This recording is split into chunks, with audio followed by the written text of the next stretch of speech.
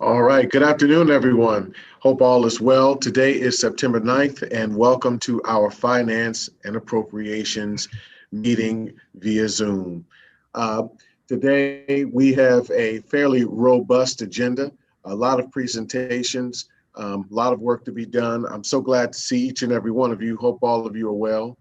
Um, we'll kick off, of course, with our roll call, go into committee to approve the minutes. Post that, we'll go through our fiscal year 2021 general fund department budget requests, and then go on through our transfer for academic services and unified arts. Then go into discussing our monthly finance report and get some much needed updates on that as well. And then refunding bond issue. Post that, we'll be ready to adjourn. Is there a motion? Roll call. Thank you. Can we have roll call? Yes, sir. Mr. Brown, Yes. Mr. Cole, Yes. Mr. Green, Here. Ms. Johnson, Here. Mr. Jordan, Here. Mr. Miller, Mr. Ragland. Here. You have a quorum. Awesome. All right. Is there a motion to approve the minutes? So move. Second. It's been moved and seconded. All right. Mr. Cole, Yes. Mr. Green, Yes. Ms. Johnson, Yes. Mr. Jordan, Yes. Mr. Ragland, Yes. Mr. Brown. Yes. That motion carried. Wonderful. All right, let's go right on into our fiscal year 2021 general fund budgets. Mr. Treasurer. This is actually Budget Director Gooding, so I'll yield the floor to Scott. All right, thank you, gentlemen. We're going to keep this moving pretty quickly here. So my comments will be brief. This is it seems like I think the sixth year we have done these presentations with the Finance and Appropriations Committee, which will end up with the board for approval. This year has been a little bit different. We started the year July 1st with a temporary appropriation with all of the uncertainty with COVID and potential state funding cuts and everything else that we had going on at the time.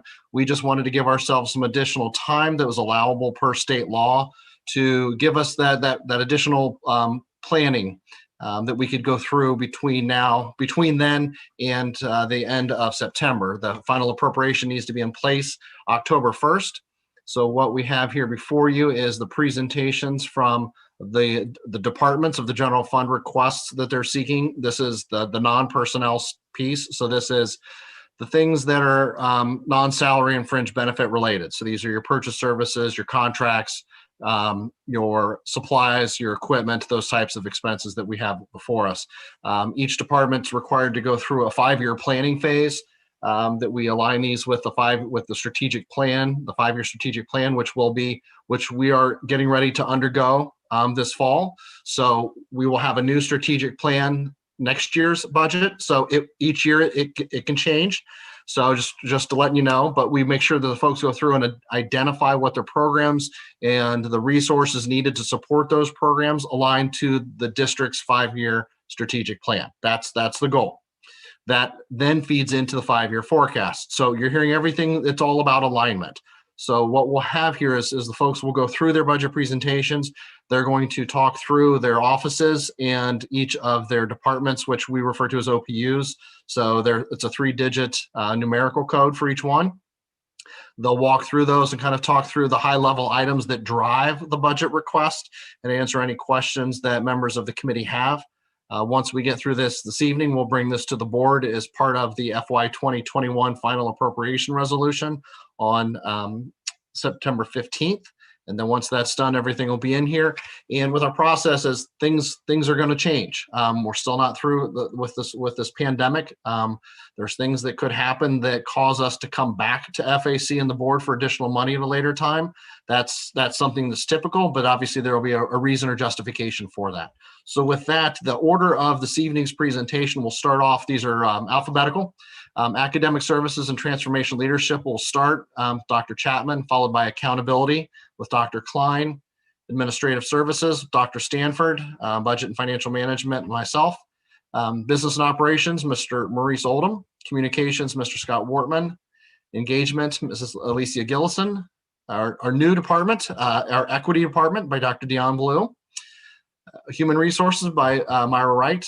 Our Internal Auditor will be represented. Carolyn Smith is not with us this evening, but Mr. Kevin O'Connor will be presenting on her behalf, followed by the Superintendent's Budget with Dr. Dixon, and not last or least, he is, well, I guess last but not least, the Treasurer's Office with Mr. Bahork, and that'll wrap those up. So with that, I will turn it over to Dr. Chapman as she'll kick things off for us.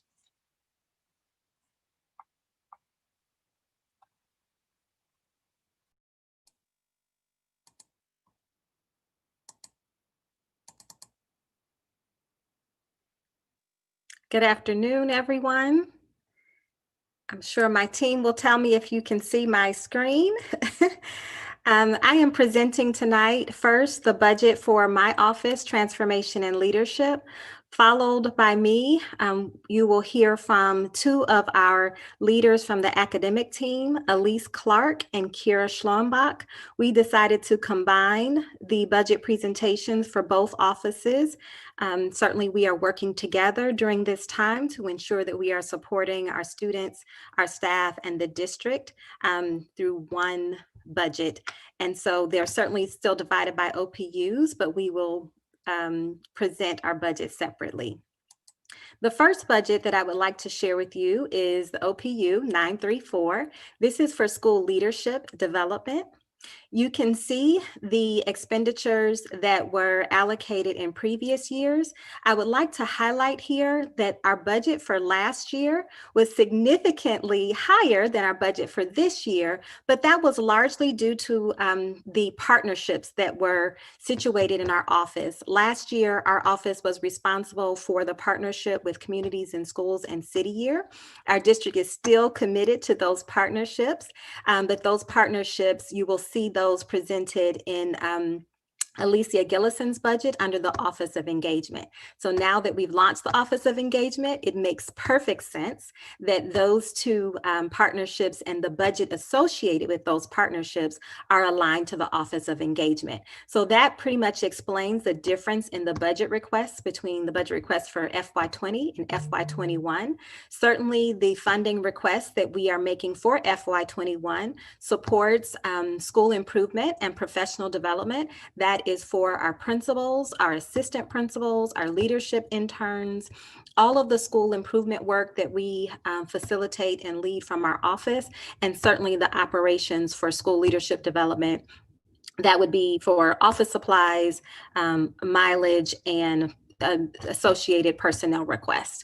So that completes the budget for OPU 934, which is in the Office of Transformation and Leadership. And at this time, I would like to pass the mic to my colleague, Elise Clark, who is going to facilitate the conversation for academic services.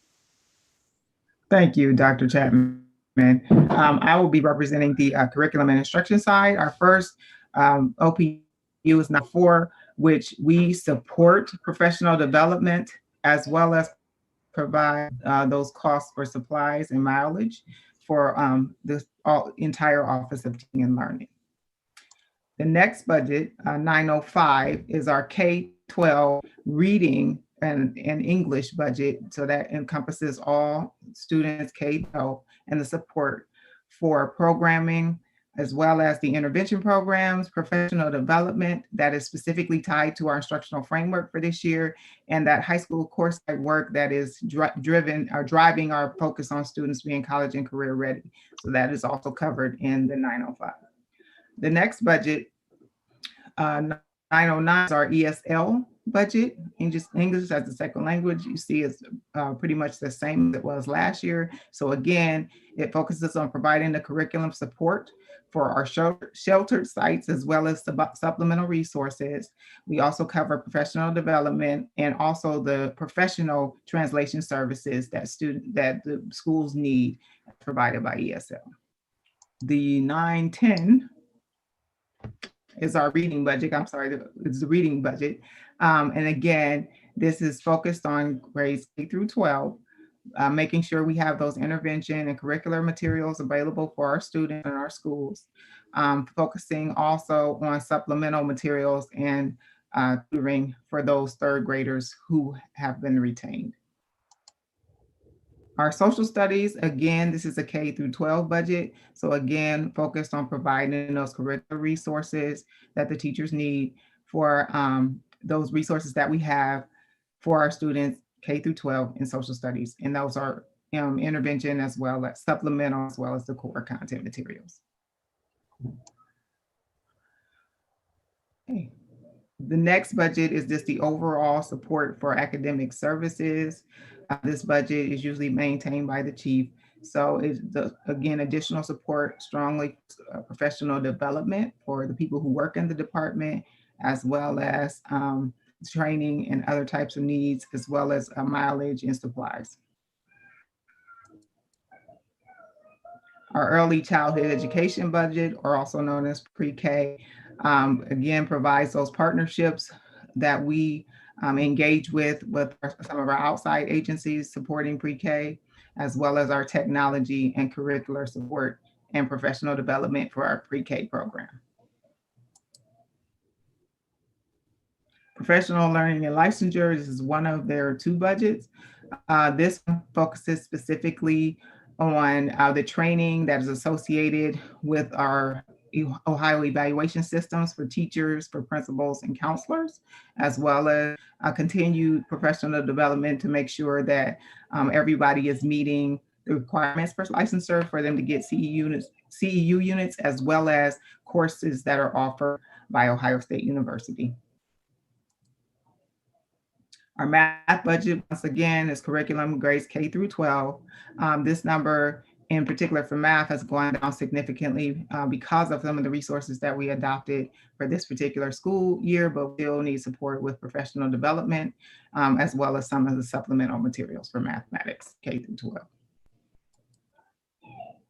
Our science budget supports not only our science K through 12, also Spruce Run, and our STEM programming as well. So again, it's to provide those supplemental materials for those programs, as well as property services for Spruce Run. Our career and technical education budget, again, focuses on the software and curriculum for industry credentials specifically, as well as for some of the core curriculum material needed for career and technical education, our career camp that we hold in the summer, and some of the costs with regard to student organizations that are participated in through career and technical education. This is our initial summer school budget that we have as we go into the school year. So this is again some of our initial costs. Again, as we begin planning, which will happen in October, then we will continue to look at this budget to make sure that we have everything that we need. But this is our initial ask for curriculum materials, as well as transportation, things that students would need in our summer programming. Our unified arts budget supports our art, music, as well as physical education and health, grades K through 12. And the focus again is on curricular material, professional development, and as well as repair and maintenance of equipment that students use in these programs. Library services also falls under, and again, focuses specifically on professional development, as well as the books and the technology that we use to support, we use for cataloging and supporting our library programming. Our textbook budget focus is, as you know, we have now implemented an adoption cycle for textbooks. This particular school year, we did English and mathematics. For this upcoming school year, we're going to enter into the RFP process for science and social studies, grades 6 through 12. So this is to focus the adoption of new curricular materials for grades 6 through 12, science and social studies for the upcoming school year. Gifted services, again, costs associated with classroom materials and programming. Our advanced placement were used for teacher training and paying for advanced placement tests, as well as professional development required by the state for gifted teachers. our higher ed partnerships, which also includes strong support for our College Credit Plus program, College Credit Plus textbooks, as well as seniors to sophomore and junior jumpstart program as well. Peer assistance and review, which also falls under professional learning and licensure, our PAR program for student teachers who are in the mentor educator program. So the mileage and support, as well as the growth opportunities that are provided for those teachers in that program and those teachers who support as mentors, that's what the budget covers.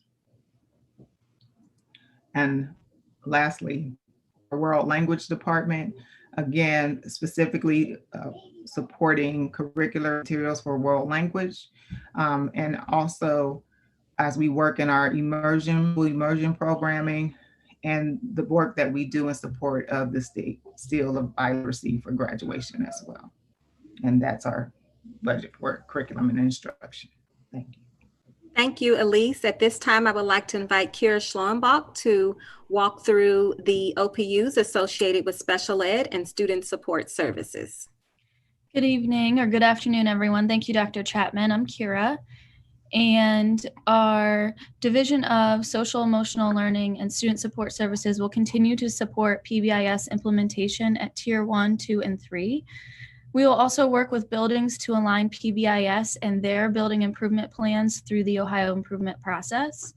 The division will continue to provide professional development related to trauma-informed care and restorative practices, as well as social emotional learning standards.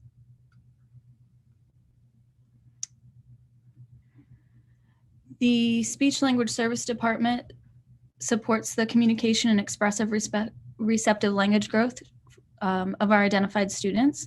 The department, this also includes the department calibrating their equipment, such as audiometers that we use for mandated hearing screenings, the continued investment in augmentative and alternative communication devices for students with complex communication abilities to use in the classroom or even remotely this year, and overall provide support and resources for treatment of these students.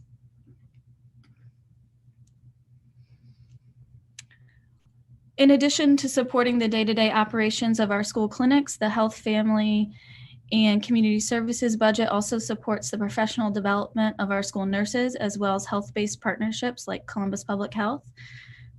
This includes providing equipment and supplies for provisions of health services for students, continued collaboration and maintenance of equipment for all school nurses, and the purchase of additional equipment when necessary. This also includes stocking emergency medication and supplies at buildings, and overall supplies and equipment for each building under occupational health services. Okay, we want to ensure that the committee is aware that the district is working to draft and finalize a contract and MOU for the 2020-2021 school year with I Know I Can. The requested budget is an estimate based on previous year's agreements. Once those documents have been finalized and approved by the Board of Education, we may need to come back to this committee to adjust our budget request to match the agreement. I Know I Can is a community partnership that provides college advising for students in every high school. In addition to advising, they provide college and career readiness lessons for students in grades 7 through 12, as well as family engagement activities throughout the year.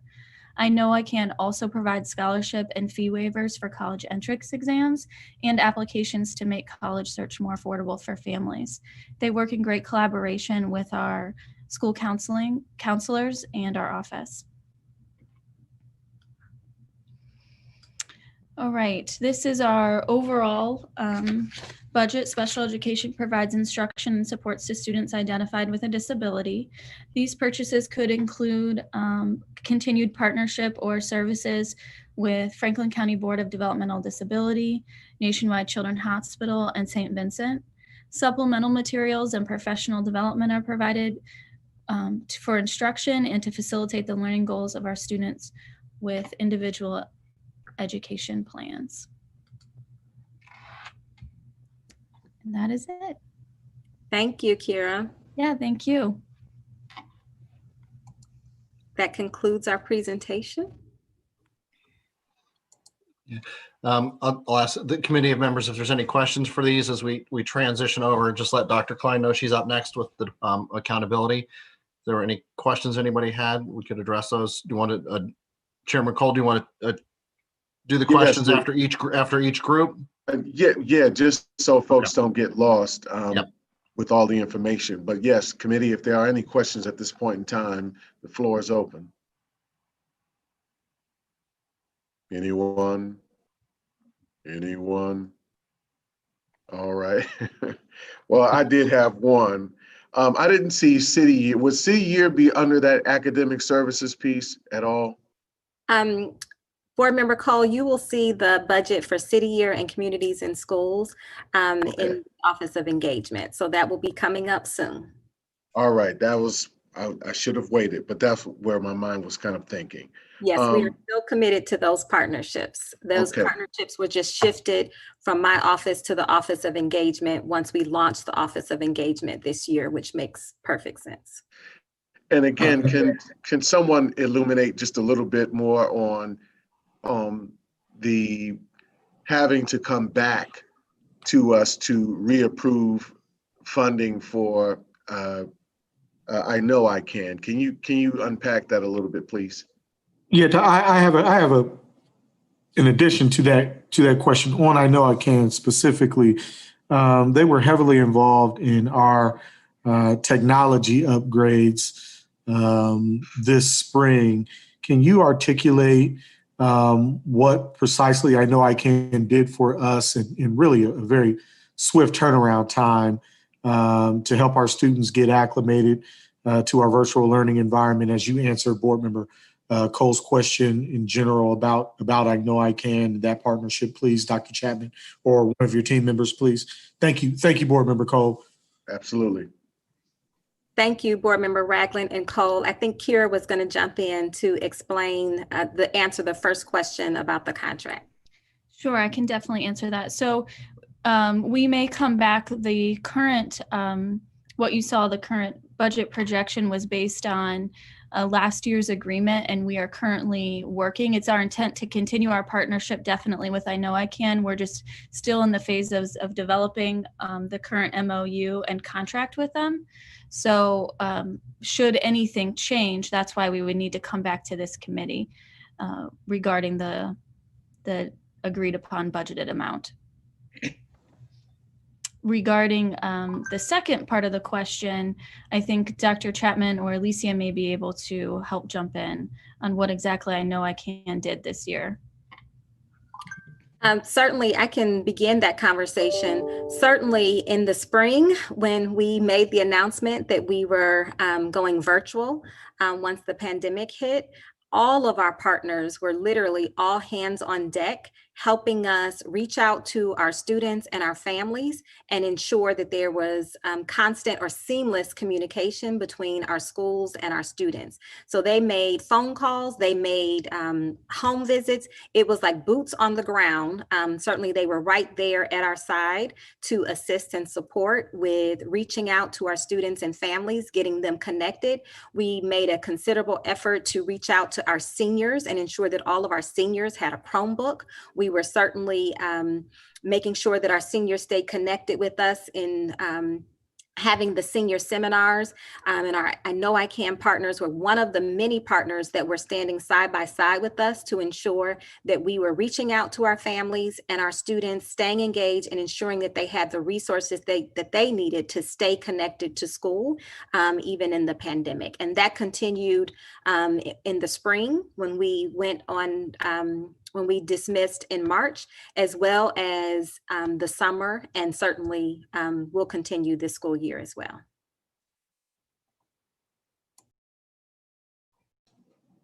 Thank you for that, Dr. Chapman. Does that suffice, Board Member Ragland? I may be overlooking this, and I may have mixed up one of our partners with I Know I Can. I thought that they were an organization that provided us with hotspots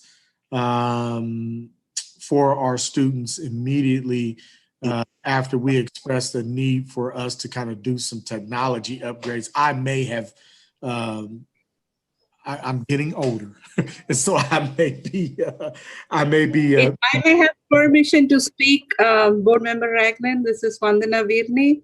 Yes, ma'am. Yes, ma'am. They did get us 609 devices from Southwestern City Schools, and they did provide that for us. We paid for the plans, but yes, they did provide for the devices. That's what I remember. Thank you very much, Ms. Virni. I just thank you, and I thought that would be good for the committee to know and kind of understand the depth of the type of partnership and the work that they just do internally and externally. So no, that was precisely what I needed, ma'am, and thank you so much for that. I yield. Thank you very much, Mr. Chairman. All right. If there aren't any questions, we can move forward. Dr. Klein. Thank you, Chair Cole. The Department of Accountability and Other Support Services is responsible for a wide range of areas from testing, program services, enrollment, school choice, the registrar, the hearing office, state and federal reporting, as well as our student information management system.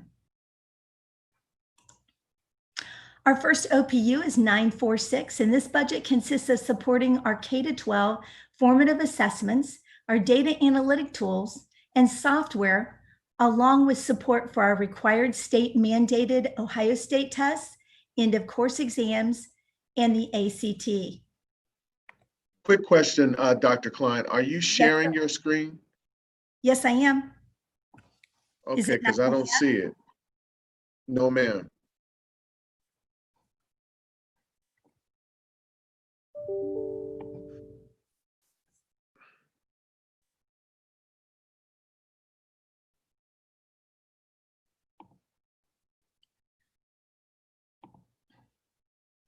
We practiced this and made sure it worked. You sure did. I apologize. Nope, she's there now. Thank you. Can you see it now? We can. I can. Okay, great. Thank you so kindly, sir.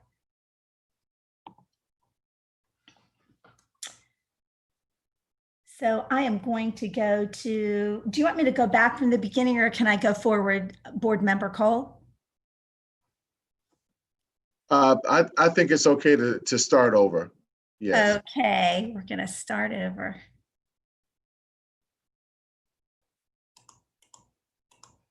Okay, so here we go. I'll make it fast. So the Department of Accountability and Other Support Services is responsible for a wide range of areas from testing, program services, enrollment, school choice, the registrar, hearing office, state and federal reporting, as well as our student information management system. Our first OPU for your review is OPU 946 Accountability. This OPU budget consists of supporting our K-12 formative assessments, our data analytic tools and software, along with support for our required state mandated Ohio State tests, end of course exams, as well as our ACT.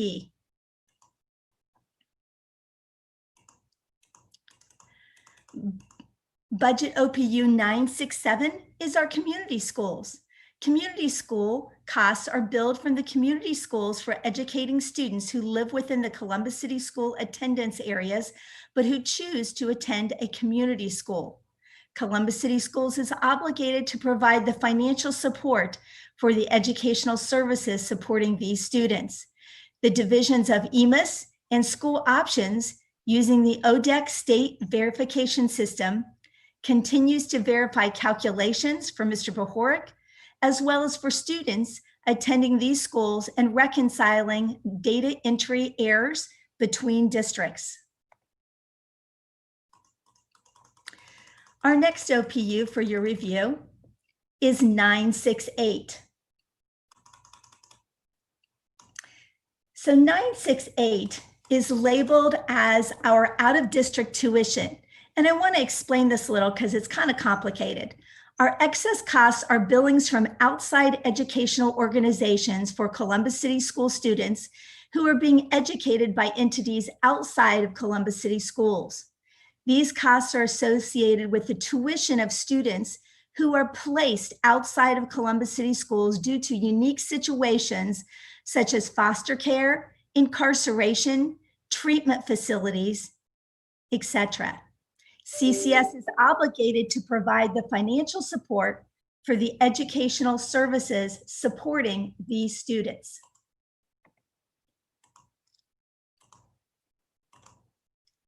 And our last OPU for your consideration is 973. 973 OPU contains our central enrollment costs, our school choice, our student information system, our youth and families in transition, which is also known as our McKinney-Vento students and families. Our student information system, Infinite Campus, is our greatest expense that allows us to track our students, their personal data, their schedules, their grades, their attendance, as well as be our state and federal reporting primary source.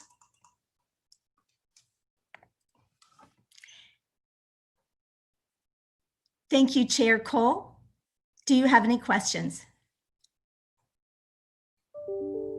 Committee, if there are any questions for Dr. Klein, the floor is open. Chair Cole, I didn't have a question, but more of a comment. Is the committee's aware if we've done financial reports and on a monthly basis that Stan goes through, we did trend under on our community school costs last year. I do want to Stan, I want to let everybody know that we left the number where it is for FY21 because right now, because of the situation with this pandemic, we don't know what this may do to our community school enrollment numbers.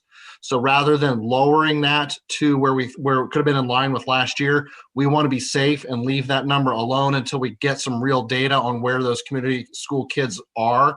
If the number goes up, if the number goes down, we just don't have data right now to support changing that number. So I just want to make sure that, if we come back and adjust it, hopefully we adjust it down. But I just want to make sure there's a, to call that out. So, there may be some variation with that as we move forward. So Mr. Gooding, if I could add to that, and Chair Cole, we have had 7 community schools closed, but we have had 9 open. Okay. Thank you for that alert. All right, if there aren't any questions, we can move forward. Okay, next will be Dr. John Stanford with Administrative Services.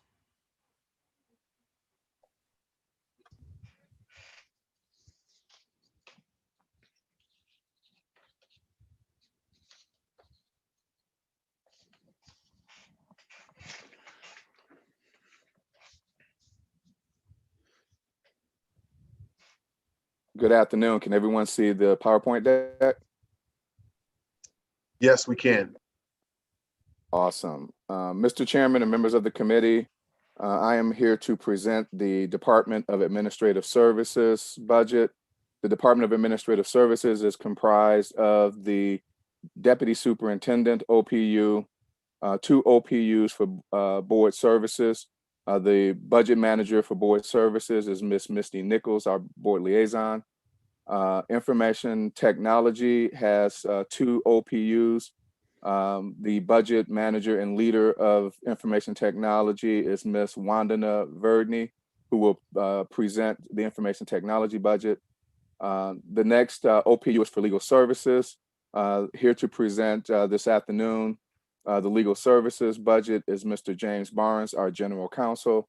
And then last but not least is our policy and government affairs OPU, which will be presented by Dr. Eric Rausch, who is the budget manager and leader for the Office of Policy and Government Affairs. The Deputy Superintendent budget, OPU 977, is a new budget this year, which is created primarily from the superintendent's office budget. As a new budget, the funds are for supplies, professional development, publications, and other general office items like postage. Next up is board services. The first OPU is for the Board of Education 941. This budget, as you see, has a dramatic decrease, but that's because some of the expenditures that were in 941 this year have been moved over to 942, which is the board services budget. The budget that remains in the Board of Education is maintained by state law for professional development and leadership development opportunities for the Board of Education. Next up in board services is OPU 942. As I mentioned, it maintains, this year's budget maintains funding for board services, but the increase you see, as I mentioned, is for full payment of legislative reporting and monitoring services, which are currently split with the Treasurer's Office, which was last year in the Board of Education budget, with a number of other items that were in the Board of Education budget as of last year. Next up, we have Ms. Wandana Verdney, who is our Chief Information Officer, to provide you the budget for Office of Information Technology. Ms. Verdney? Thank you, Dr. Stanford, Chair Cole, and members of the Finance and Appropriation Committee. I take great pleasure in presenting you the information technology budget. The OPU 944 addresses multiple general information technology, maintenance items and items we budget for improvements. So we are going to be using the FY21 budget to enhance technology integration and security of students in both the classroom and right now when they are off-prem, outside the classroom at their homes. We are also going to be using it for multiple improvements to enhance response time and customer service for our staff, students, parents, and the community at large. 945 is a network and communications OPU. The majority of this budget is going to be utilized in increasing network security, again, to make sure we are all secure and safe, and increasing the availability of internet access to our students inside and outside the building. So we have equity, among other things, as well as availability and access. This is our effort at conquering that digital divide and also enhancing availability of access points within our school buildings. Even though we have great Wi-Fi coming into the school building, we have to continuously improve our infrastructure so it can be available inside the school building in all classrooms.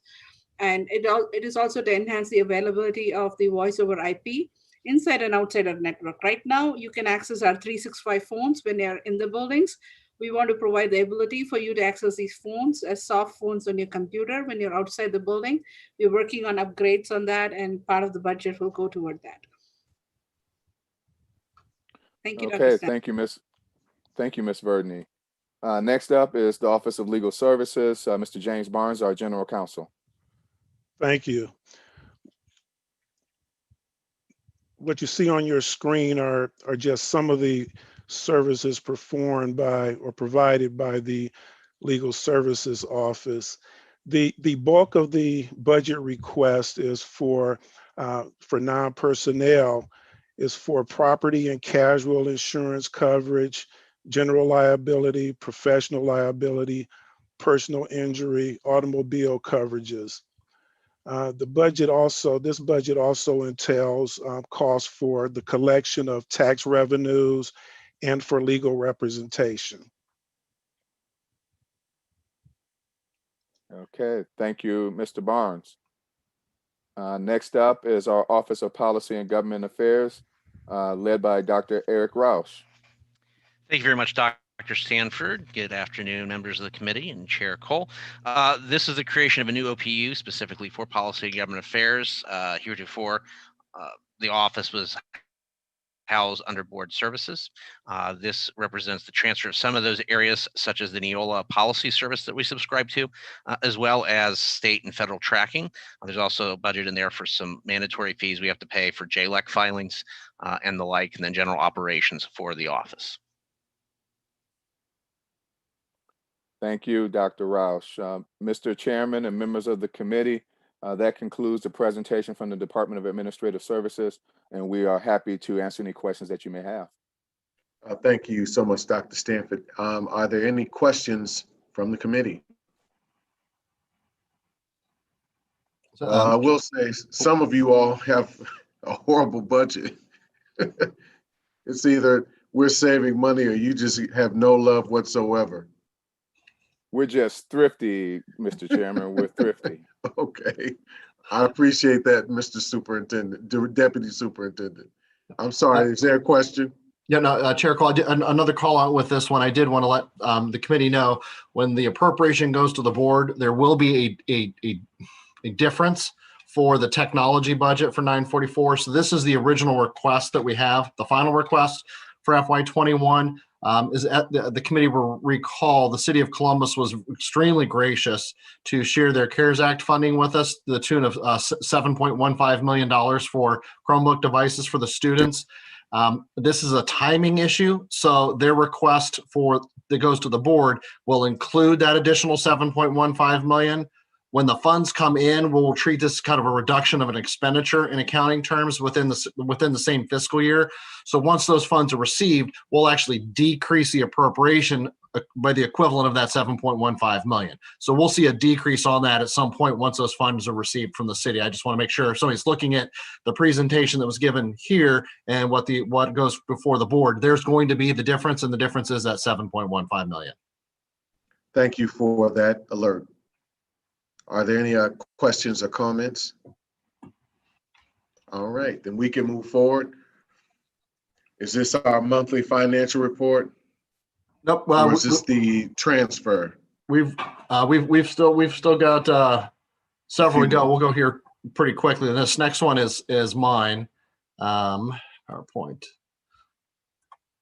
The budget office. Yeah, when we talk about thrifty, well, wait till your heart number here.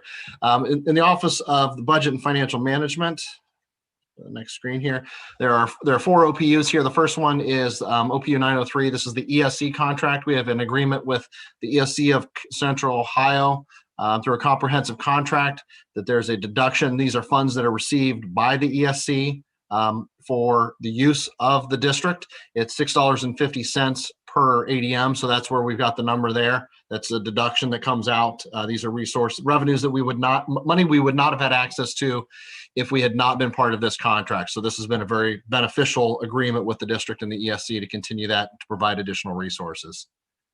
Second item is state and federal programs. There's a same budget request as last year, $113,869.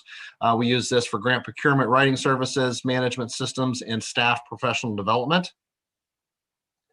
Non-public school support. This is $40,000 for services that we provide as a flow through for districts that are non-public auxiliary schools. We do receive a 4% admin fee on top of as part of their $9 million allocation. So that's a revenue generator for the district as well. You'll see that there's Title I compensatory education provided to those schools in the auxiliary and non-public, as well as staff PD that the staff engages in. And last, we bumped out the increase a little bit, but we're at 15,000 is the budget office department request. I joke with folks that we are thrifty. I think we build a process for budget requests, but I do feel it's intentional that I have the smallest budget, that we build the car for folks to drive to do the things we need to do. So this is a minimal request for staff PD, supplies, and some organizational dues that we have. And that's all I've got. Any questions? Any questions, committee? The floor is open. All right, we are ready to move forward. All right, next will be Mr. Maurice Oldham in business operations. Thank you, Scott. Can you see my screen? Mm-hmm. Yes. Okay. Chairman Cole, members of the Finance and Appropriation Committee, thank you for the opportunity to speak today concerning business and operations budget requests. The Business and Operation Department consists of 15 OPUs, with 14 of those OPUs receiving funding from the general fund.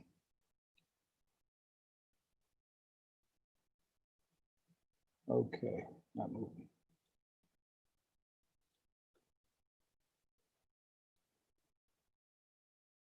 Okay. Okay, the first OPU we have is 936. 936 is the capital improvements budget. This is the one budget that's not funded out of general fund. It's actually funded out of our capital improvement funds. Our next budget is 943. 943 is the chief operating officer budget. This budget is designed, highlights of it is for performance management support, professional development, as well as membership for operations. Transportation services, 947. The highlights of this particular budget is the installation and implementation of Tyler Drive timekeeping modular, pilot student ridership management system, as well as continue to focus in on our on-time bus performance arrival. 948 is our fleet services. The highlights of this budget is to replace prioritized vehicles and bus and support fleet, provide maintenance and repair and fueling of district fleets, and update equipment records and replace prioritized custodial services equipment.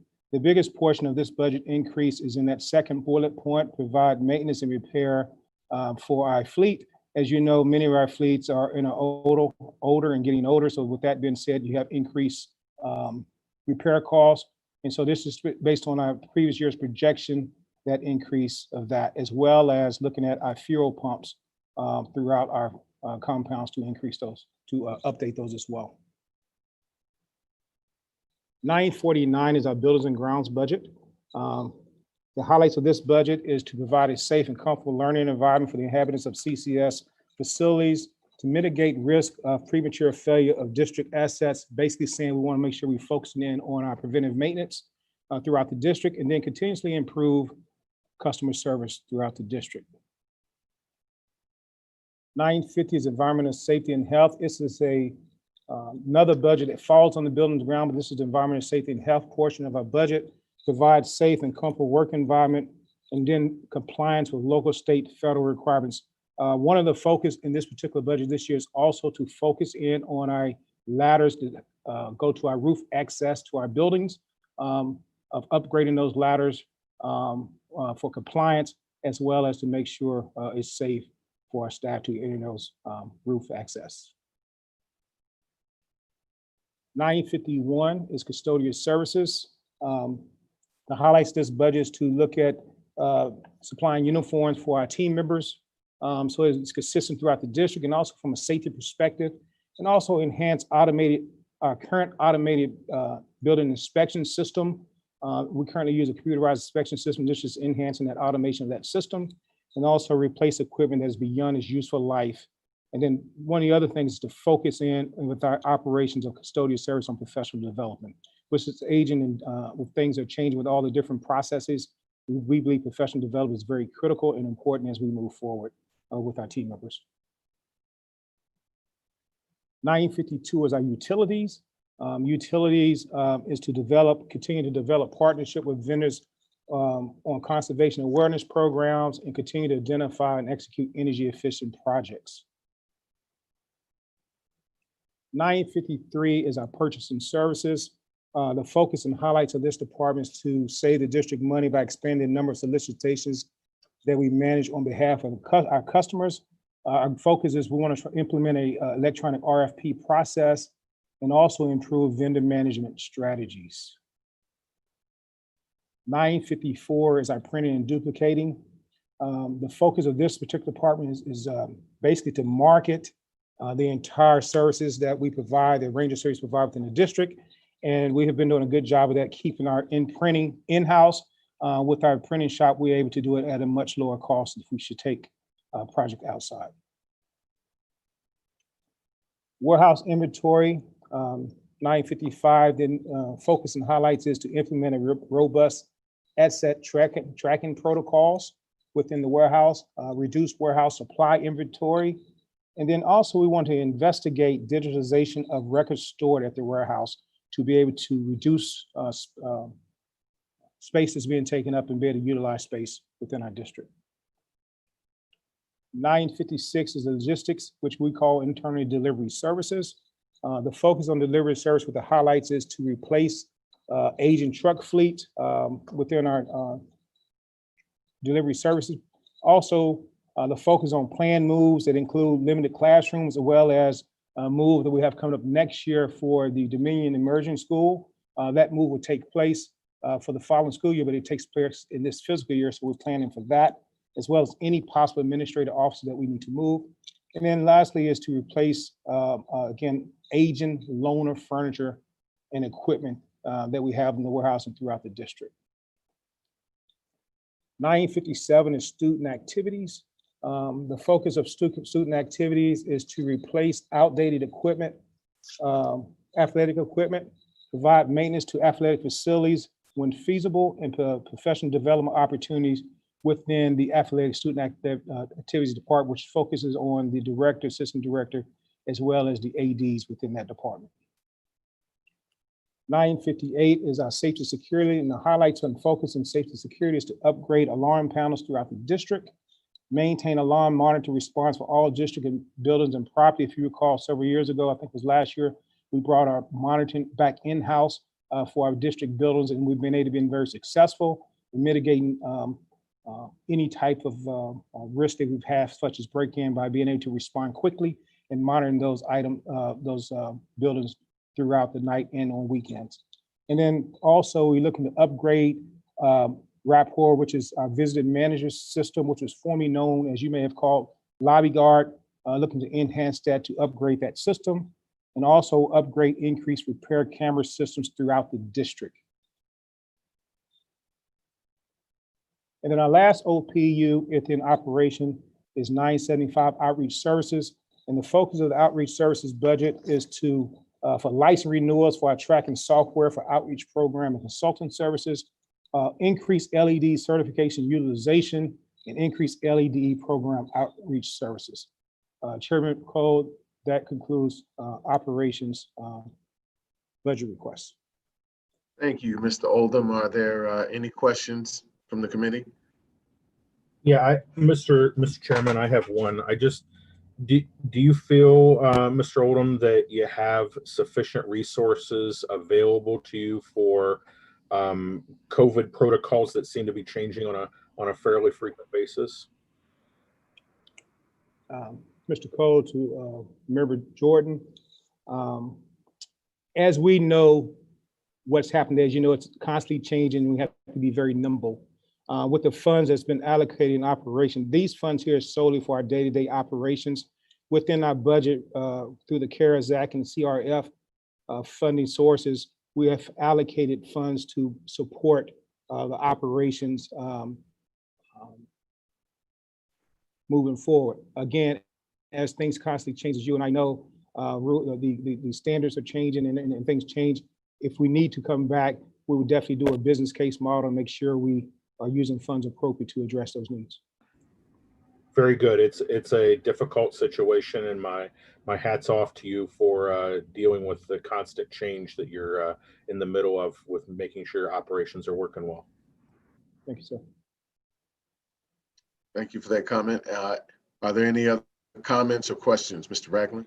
Yes, thank you. Thank you, Mr. Chairman. Mr. Oldham, does this increase include any additional resources for the LEDE department? This funding source is for the non-personnel budget. This source is for supplies. It's for their licensures. So it's their day-to-day activity of the department. So it's an increase because of licensure goes up, but this increase for to outreach 975 is $2,100. But that's to support those items that, for example, the software that's track LED, the licenses, right, and for certification. So it's increased to support as the market moves. That's what the increase for this part supports. Yes, sir. Thank you very much, Mr. Chairman. Any additional questions? As always, thank you, Mr. Oldham. Thank you, sir. I know as well you've been very proactive on ensuring the cleaning of our facilities as well, with some, very unique technology. So thank you for that as well. Thank you, sir. Next up, we'll have communications with Mr. Scott Wortman. Thank you.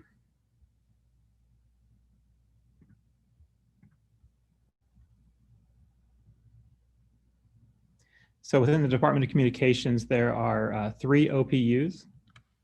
The main one being 938, which is the main communications department funding. Not much changes from last year's, but the bulk of this this funding goes towards our communication systems, primarily Blackboard, which is our bundle that includes an auto dialer and email, our mobile app, and our website, which is our most efficient method of communicating with families is through our Blackboard bundle. It also includes paid advertising when we need to scale messages up to a broader audience across the city. So that's the bulk of the 938 budget. 939 is the Office of Customer Relations, which is included under the Department of Communications. And so this is our central entry point for families and community members to share feedback and resolve problems that may pop up throughout the school year. They also support board meetings and public engagement events.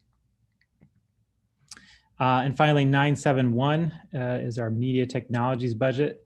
It's what we'll be calling multimedia services moving forward. So this is basically your audio visual production, supporting a lot of different things throughout the district with video production and some online and video conferencing software. For example, tonight's board meeting or tonight's FAC meeting is being streamed with the Office of Media Technologies at the helm.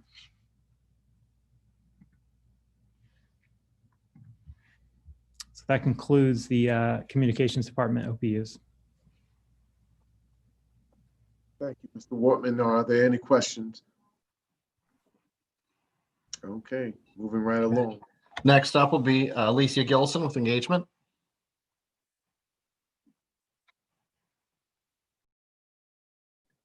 Good evening, everyone. I'm Alicia Gillison, Chief Engagement Officer for Columbus City Schools. And our mission in the Department of Engagement is to link, align, and grow our home, school, and community resources to maximize student achievement and growth. And in our department, we have 2 OPUs. Last year, there were 3 OPUs. The OPU 907 was student mentoring. And as we went into COVID, the mentoring department dissolved. We're now looking at some different mentoring models. But as of right now, we do not have a mentoring program, a formal mentoring program, I should say. Then we move into 915, and that is our family engagement. You may be familiar with our family ambassadors, and those are folks within the school buildings to help enhance, strengthen, and align family engagement efforts in the building. You'll see a jump in the amount in our FY21 request. Now that we are set up in regions as a result of our superintendent, we have a different type of regional approach for our family ambassadors. And we also recognize that the skill set of family ambassadors will have to be enhanced to help us through and help families through this digital and virtual era that we are in right now. I want to go back. And then there's another addition to the family engagement, and that is our outreach. We are launching outreach efforts to really reach out to our new American and immigrant communities. And also there's an arm of that outreach that will focus on our students who are disengaged. So we are going to re-engage those that are disengaged. 937 is our engagement, and Dr. Chapman spoke a little. You'll see the jump. Well, the department did not exist before last year. Last year was our very first year. And so what we're doing this year, you will find the question was asked about city year and communities and schools. When we talk about link, aligning, and growing our home, school, and community partnerships, these partnerships are now in the engagement budget, and we are aligning them with performance metrics so that we collaboratively set those performance metrics, in the beginning of the school year. We monitor them quarterly so that we can track the progress on how our partners are having a positive impact on our students. And that concludes the general fund budget for the Department of Engagement. All right, thank you, Ms. Gillison. Are there any questions for engagement? All right, awesome. Moving right along. Next will be a new department, the Equity Department with Dr. Dion Blue.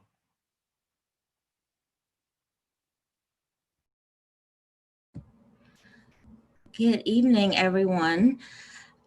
So my presentation will probably be the shortest because I do have the newest department. And I just have one OPU, it's just for the Equity Department.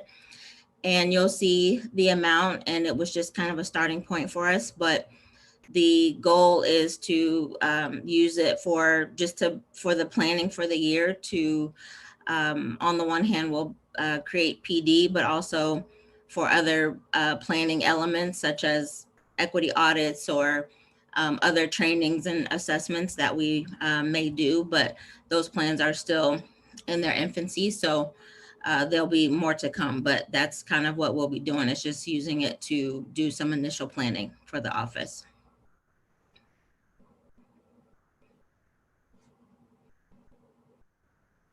All right, thank you very much, Dr. Blue. Mm-hmm. Are there any questions? Okay, moving right along. All right.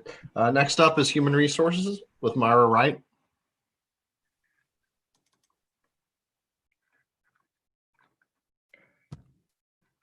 So let me make sure I'm all set up here.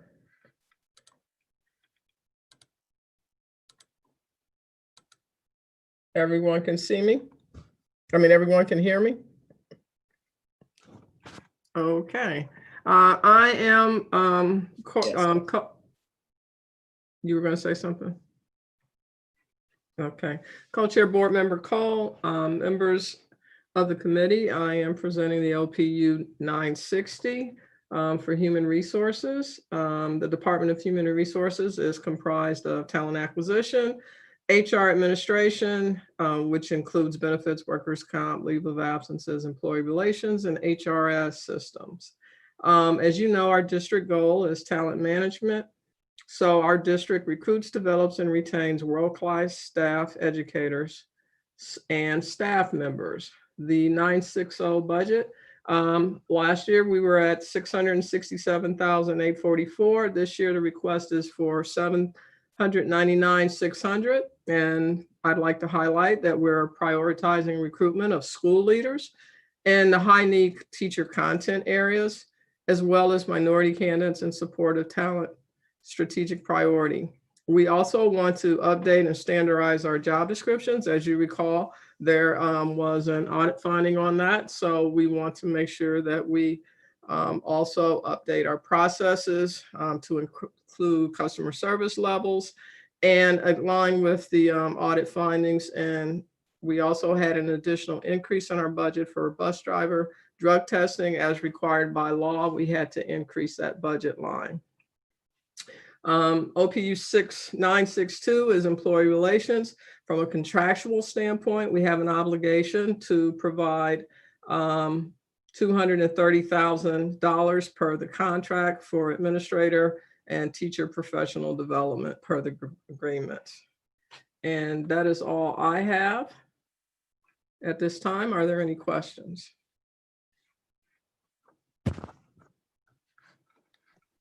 Committee, the floor is open. Okay, as there are none, and thank you for that presentation, Ms. Wright. Okay. All right, three more to go. We're almost there. The next one will be internal audit. The presentation will be delivered by Kevin O'Connor. Good afternoon, committee members and Chair Cole.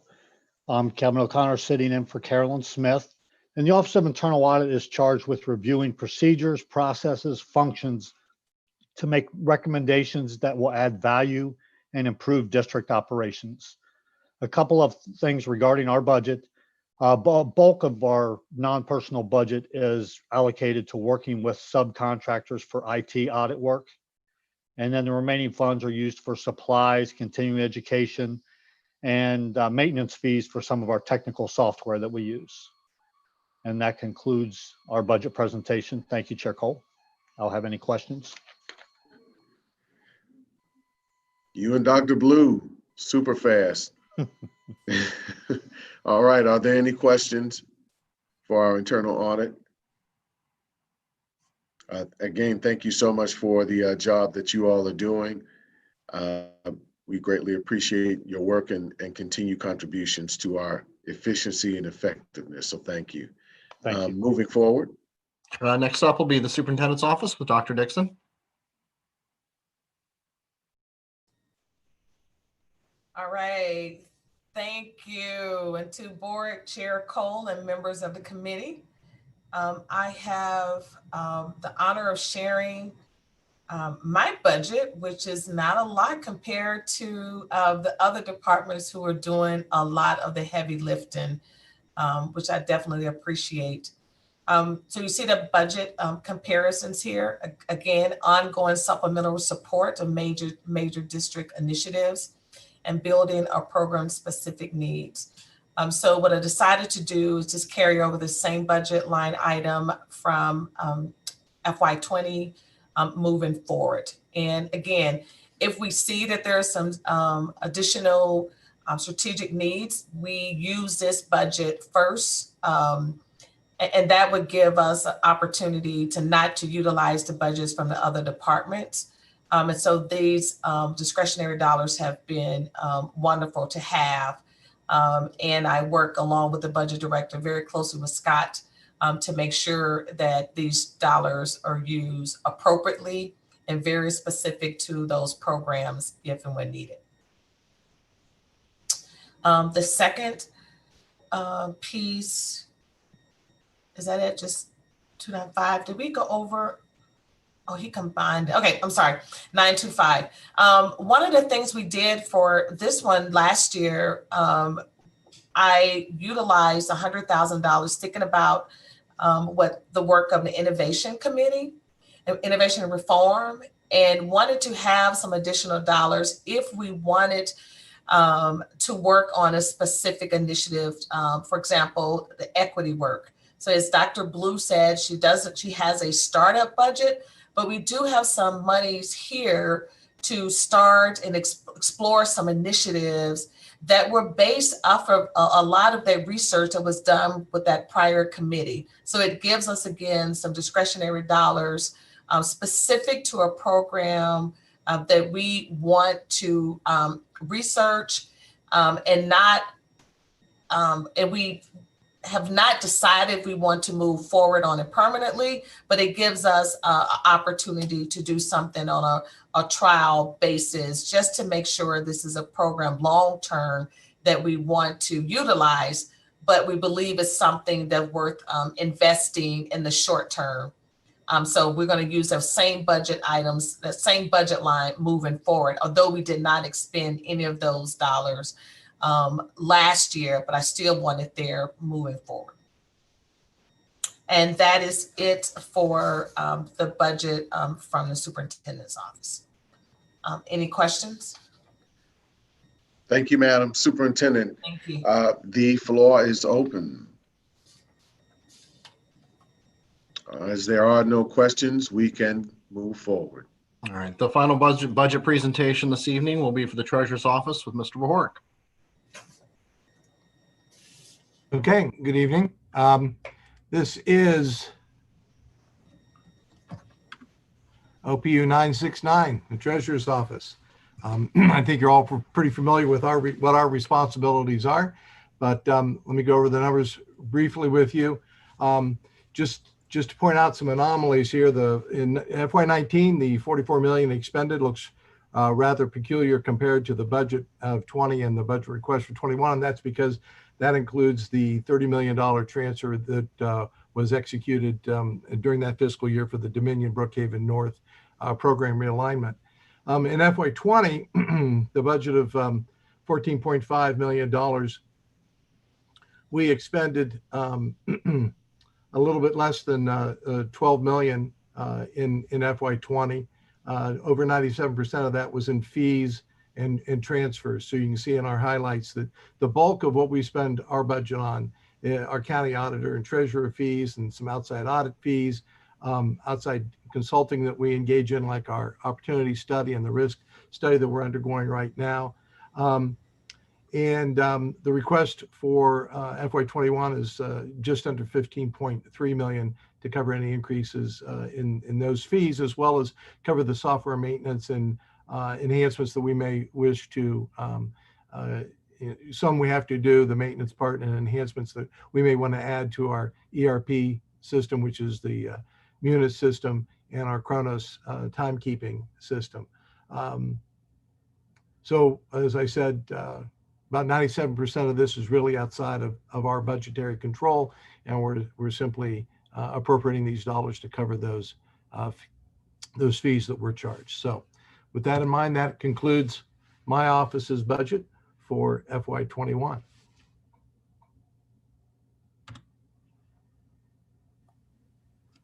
Thank you, Mr. Treasurer. If there aren't any questions, we can actually proceed forward to the monthly finance report, if not academic services, unified arts. Yeah, there is a transfer request that was made outside of this process, just from a timing standpoint, just hit a bad time. Dr. Chapman, are you going to talk about the budget transfer for Unified Arts? I believe Elise was going to lead that conversation. Okay, thank you. Yes, that's not a problem. Ultimately, we're requesting that transfer with the remote instruction as we moved, and even in the blended for our Unified Arts, we needed to purchase additional online curriculum. So that covers our music as well as our instrumental and vocal music, those resources that budget could not hold.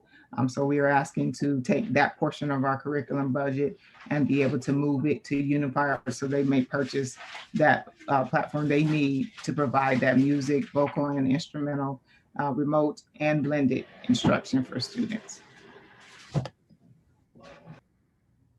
Thank you for that. Are there any questions about this transfer, this needed transfer, might I add? Okay, as there are not, is there a recommendation to move this forward, Mr. Gooding or Ms. Clark?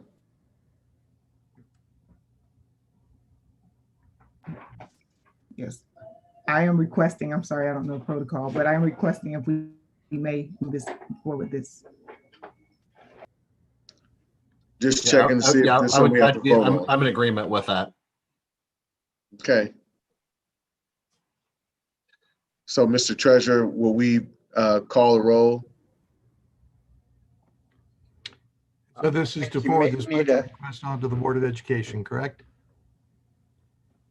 Yes. Can we have a motion and a second to that effect? As a band guy from the Ohio State Band, I will make the motion. All right. Second. Who was the second? Was that Mr. Ragland? Thank you very much. All right. Mr. Green? Yes. Ms. Johnson? Yes. Mr. Jordan? Yes. Mr. Ragland? Yes. Mr. Brown? Yes. Freeze? Mr. Cole? That motion carries.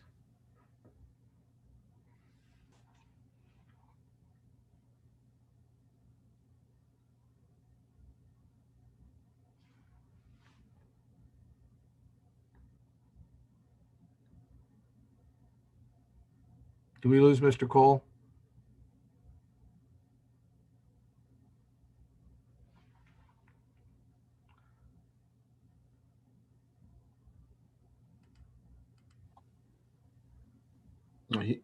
All right, are we back on? Now you're back. Thank you. I'm like, what happened? Are we calling the roll? I did call the roll. I didn't hear, you were the only one that didn't respond. to that roll call. So Mr. Cole? Yes. You're a yes, and that motion, again, it passes. All right. Thank you so much, Mr. Treasurer. So moving forward to your monthly financial report.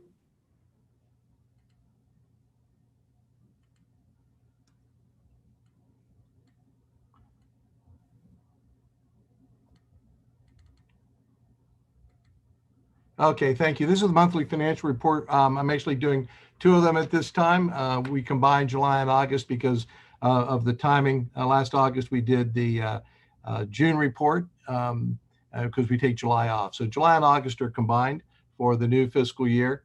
That's interesting. I just say a typo. I say of 2021. That's the fiscal year, but it's actually July and August of 2020, this calendar year. Through the month of July, revenues came in quite a bit under estimates at 116 million under plan, or over 50% under plan. And I'll explain that dramatic decline in a minute. Expenditures began the year under plan by about 9.5 million, or 13%. In August, revenues improved to just 88 million under plan, and expenditures increased to 16.7 million under plan.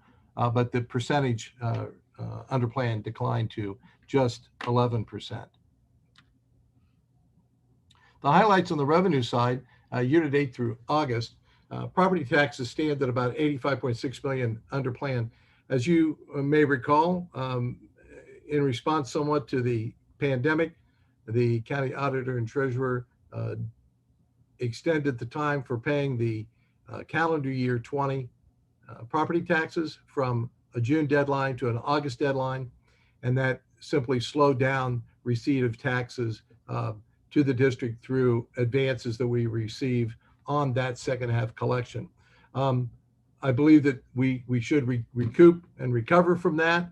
Settlement is expected on or about September 25th, and that will be in a couple of weeks from now. So after the close of the September books, we'll know how we're doing in terms of this collection and against the plan for this fiscal year. State funding is just slightly under plan at about $775,000. We are beginning this year at a reduced level as we ended last year, the 9.1 to 9.2 million that the state reduced our state aid at the end of last year is now how we start this year, and that reduction is then in essence spread out over the 12 months of the fiscal year, whereas last year it was reduced in the last 3 payments of the fiscal year.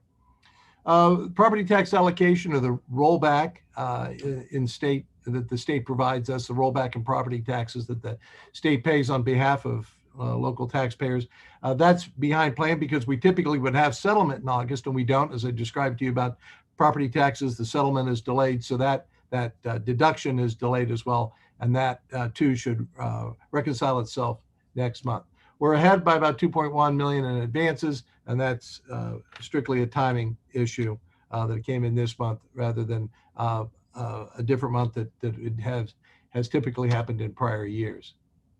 You'll see graphically here just some of these variances displayed, and they become obvious. You can see property taxes substantially under plan, state aid fairly close to plan, and other revenues just slightly under.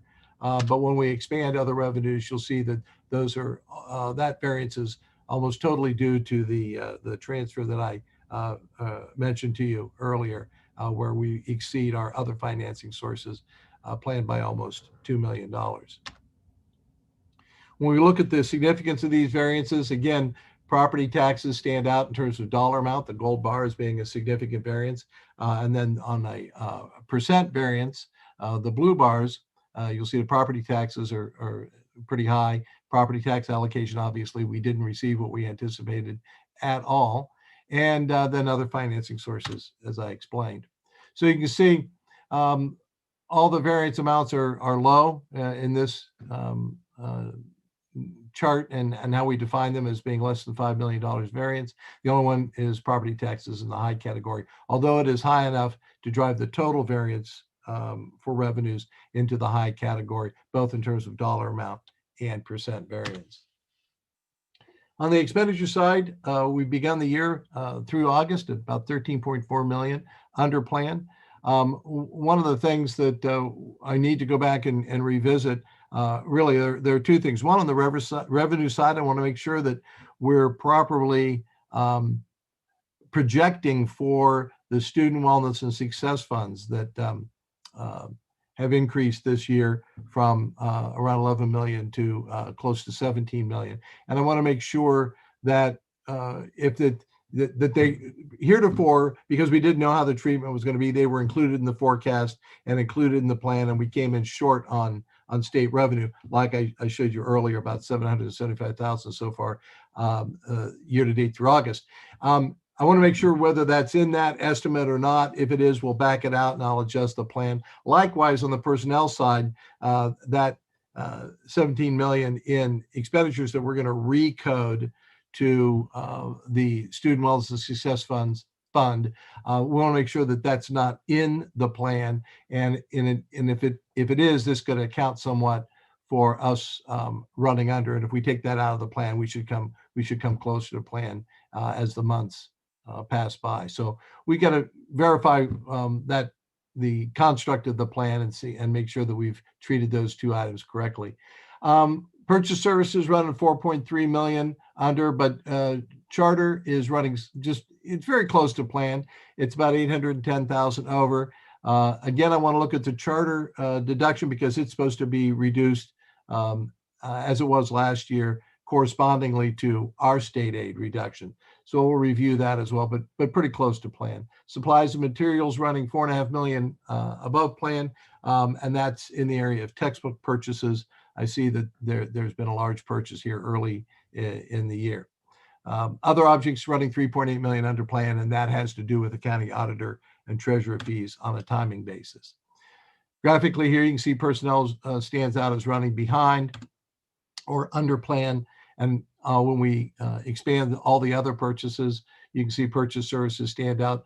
Supplies also stand out as being above plan, somewhat offsetting. So in the aggregate, it doesn't appear to be a large variance, but both of those individually are fairly substantial. Here are the variances again. In terms of dollar amount, personnel and supplies tend to stand out, as do purchase services. On a percentage basis, really, you can see other objects because we just didn't receive we didn't have the deduct yet, at almost 100% variance under plan. And then supplies are fairly substantially above plan on a percentage basis. And I expect that to also dissipate over the coming months. Again, the variance amounts are low in all categories except for personnel, but personnel is large enough to drive the total expenditure variance into the high category in terms of dollar amount as well as a variance percentage. So all in all, it's kind of an interesting start to the school year because we had that major shift in how property taxes are coming in, which can kind of skew the results. So hopefully after the end of the first quarter, we'll get a better read on that. And as I look back on the plan and verify how I constructed it and make sure that I'm taking care of the Student Wellness and Success Fund dollars appropriately, we could amend the plan here in the coming months. I did base the plan on the May 5-year forecast. So it's based upon the data we had when we prepared that. So remember that the May 5-year forecast was prepared probably in April, several months before that. So again, having to go back and look at the forecast and see if we shouldn't adjust our assumptions about the plan in a couple of major categories is certainly in order.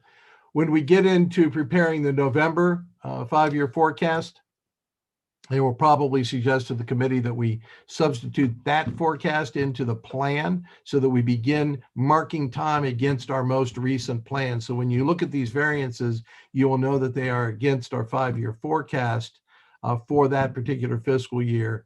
And it is kind of a lead up to, or gives you some preliminary information as to what the next forecast adjustments might be. So I like using the most recent forecast as a benchmark until we get a revised one. So that's how we prepare, or how I put the plan together. These are the variances to date, and what I know about how most of them will work themselves out in the coming month or two.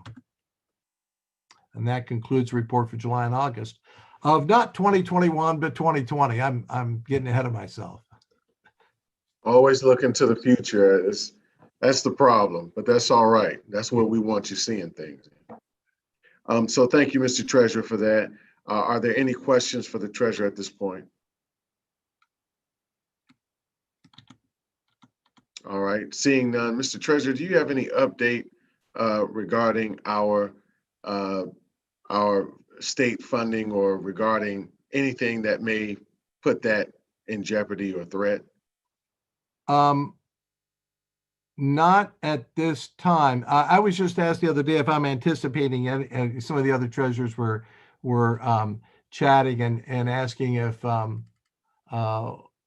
let me stop sharing my screen here for a second. There we go. I was asked if I was planning on any, additional reduction, and I, quite frankly, am not. I've not heard any chatter to that effect. I don't know if Dr. Roush, who is likely here listening in, has anything to add to that. But right now, the only thing I have on the plan, and what I would include in the November forecast, is the reduced funding as it exists right now, at least for FY21. I think at this point, thank you for the question, Chair Cole and members of the committee. Most of the discussions, if anything happens, is going to be in the lame duck session, so we're still a couple of months out. I think part of that is to wait to see how revenues are coming in the state. July exceeded the revenue estimates. Part of that were timing issues regarding the personal income tax, but sales tax actually performed a little bit better than I think what was expected. And then the preliminary August numbers are out as well. And while certainly I don't think we should be jumping up and down quite yet, the numbers are exceeding expectations, at least for 2 months in a row at this point. So it may not be quite as dire as I think we were all thinking it could have been at one point in time as we started this adventure of COVID. So we'll continue to monitor the situation and continue to see how the tax receipts are coming in. But as of right now, I think that we can just take a small sigh of relief that things are not as bad as they could have been. But I think we need to remain cautious going forward as well. Okay, thank you for that, Dr. Roush. All right, moving on to our refunding bond issue. Can we get that update? Sure. Just I wanted to give you a few metrics on that bond sale. I believe it was in June that the board authorized the refunding of up to a little over 40-some million of bonds. And on September 2nd, we went to market to actually issue bonds to take out old bonds. Just think of this like a home refinance. You have a mortgage, it's at a certain rate, market conditions change, rates go down, and you can refinance your home at a lower rate, saving you dollars in your monthly mortgage payment. And that's exactly what we did, only on a much bigger home. We actually issued about 36.6 million in refunding bonds to take out the outstanding bonds of around 37.8 million. Our net interest cost last week was 1.79%. These bonds go out about 13 years to 2033. One of the stipulations on a refunding bond issue is that we may not extend the final maturity of the outstanding bonds. So unlike your home mortgage, where you could have a 30-year mortgage and 10 years from now take it out with another 30-year mortgage, you can't do that here. So we have to be able to refinance them within that same term. So these bonds run out to 2033. 1.79% was the net interest cost on the bonds. We had a gross savings of about $3.8 million, and that was at a net present value of 2.9 million. The net present value of the benefit to the school district was 7.8%. And our target typically is an industry standard of 3%. So we were well above that industry target for whether or not you pull the trigger on a refunding bond issue. So just like when you refinance your house and you consider all the costs involved, is the catch, and this is my favorite phrase this week, is the catch worth the chase? And one of the metrics for us is that net present value of the benefit. So, and not only is that on the overall issuance of the bonds, it is maturity by maturity. So we look at each one of the maturities, and each one of them has a different savings. And so when we came to the board in June, we asked for the maximum amount that we thought could even be in play, which was a little over, I believe, 44 million. And as we got to actually looking at the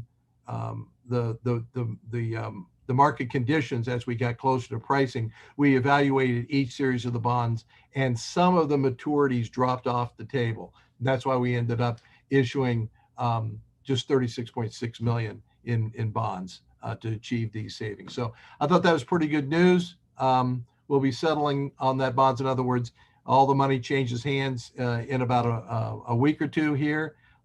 So the bond sale went very, very well. And you got to meet the financing team at the August FAC meeting. So everybody performed admirably. So that's the update on the refunding bond issue. Awesome. Quick question, Mr. Brown. Yes. I just wanted to say good job on this. Turned out great. I don't know about your phrase though. You've used it now several times just today. Yeah. I like the juice is worth the squeeze. It's what I grew up with. Well, I inherited that. I inherited that from one of my my former board members. I collect them from board members, all sorts of sayings. And I won't get into them here because the hour is getting late. Thank you. Thank you. Just a quick question to that effect on the bond resale. Does that have any impact, this position for us, on future bond rating? I know we're at a AA, I believe. Does any of this have impact on our ability to at some point become AAA? Well, I was with you until you said AAA. Achieving a AAA rating is going to be a big step for us for a variety of reasons that both rating agencies could fill you in on. But in general, when you ask, does this have a positive impact on our rating? And quite frankly, for us, we want to maintain the rating, and they put an outlook on the rating. They'll say AA or AA plus with a stable outlook or negative outlook. And we want to make sure that we maintain our rating and get that stable outlook. So how doing a refunding helps us is, one, it lowers our overall debt burden ever so slightly. I mean, 3.8 million seems like a large dollar amount, but we have quite a bit of debt outstanding. But it lowers that debt burden, which is always good. And secondly, it demonstrates to the rating agency that we are managing our debt, that we do take the opportunity where we can to reduce our costs, reduce that debt burden. And if you read the two reports that we received, I think they both mentioned that management actively executes what it needs to do in order to control costs, to respond to changing environmental conditions, and doing something like this, executing a refunding bond issue, is certainly along the lines of what I think they would consider good management. So that plays into the rating as well. Thank you for that, Mr. Treasurer. All right, if there aren't any other questions or comments, is there a motion to adjourn?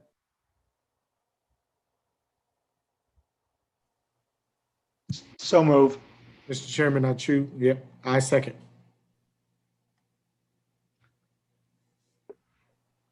Motion has been made and seconded. All right, Ms. Johnson? Yes. Mr. Jordan? Yes. Mr. Ragland? Yes. Mr. Brown? Yes. Mr. Cole? Yes. And Mr. Green? Yes. That motion carried. Thank you.